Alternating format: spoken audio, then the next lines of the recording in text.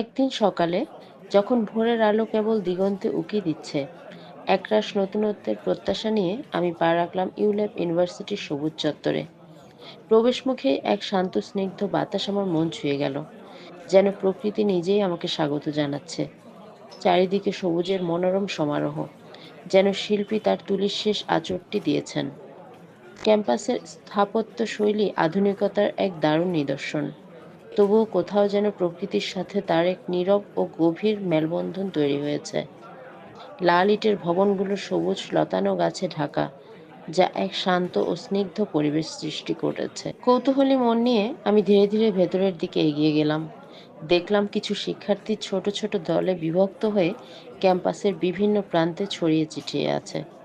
কেউ গাছের শীতল ছায়ায় বসে গভীর আলোচনায় মগ্ন, তাদের হাতের বইয়ের পাতাগুলো যেন জ্ঞানের গুপ্তধন।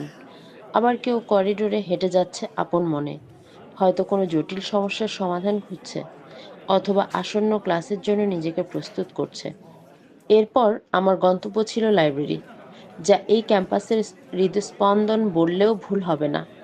বিশাল সেই গ্রন্থাগারটি যেন জ্ঞানের এক অনন্ত ভাণ্ডার, যেখানে সময়ের স্রোত থমকে দাঁড়িয়েছে। সারি সারি তাকে থরে থরে সাজানো বিভিন্ন বিষয়ের বই, তাদের মলাটের স্পর্শ যেন ইতিহাসের সাক্ষী। এরপর এলো সেই মজার সময়টা, যার জন্য আমার মন অপেক্ষা করছিল। ক্যাম্পাসের ক্যান্টিনে বন্ধুদের সাথে জমিয়ে আড্ডা দেওয়ার মুহূর্তগুলো সবসময় বিশেষ।